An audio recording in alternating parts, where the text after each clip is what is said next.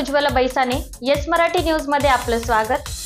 आता पाहूया एक स्पेशल रिपोर्ट। लोकशाहीर अण्णाभाऊ साठे यांचा पुतळा नांदगाव शहरामध्ये बसवण्याची मागणी मातंग समाजाच्या वतीने आमदार सुहास कांदे यांच्याकडे। साहित्यरत्न लोकशाहीर अण्णाभाऊ साठे यांचा पुतळा नांदगाव शहरात कुठेच नाही। सकल मातंग समाजाचे तरुण मंडळी यांनी आमदार सुहास अण्णा कांदे यांच्या निवासस्थानी जाऊन भेट घेतली व निवेदन देण्यात आले।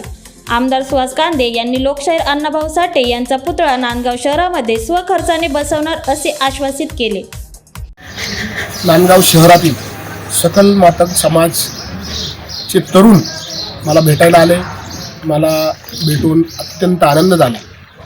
ज्याप्रमाणे मनमाड शहरामध्ये अनेक वर्षापासून साहित्यरत्न लोकशाहीर अण्णाभाऊ साठे यांच्या पुतळ्याची मागणी होती आणि ती सगळ्यांच्या आशीर्वादाने ती मागणी आपण पूर्ण केली।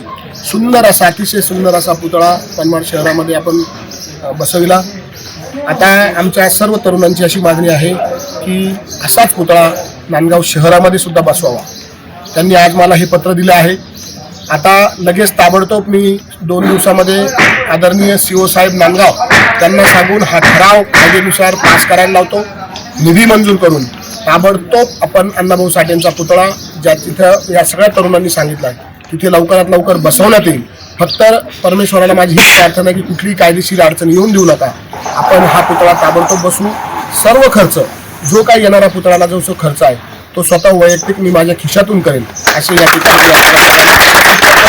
समाज बांधवांनी माझ्या बरोबर राहावं। जे ज्येष्ठ आहेत त्यांनी आशीर्वाद स्वरूपाने बरोबर राहावं।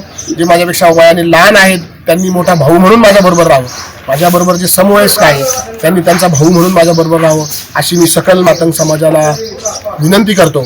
आणि मी आपल्याला शब्द देतो कुठल्याही परिस्थितीमध्ये कायद्याच्या चौकटीत बसून आदरणीय साहित्यरत्न लोकशाहीर अण्णाभाऊ साठे यांचा पुतळा नांदगाव शहरामध्ये मनमाड सारखाच बसवण्यात येईल असे आश्वासन करतो।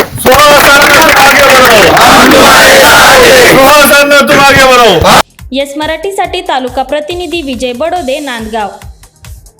अशा प्रकारच्या ताज्या घडामोडींसाठी येस मराठी न्यूज यूट्यूब चॅनलला लाईक करा, शेअर करा आणि सबस्क्राईब करा आणि बघत रहा येस मराठी न्यूज।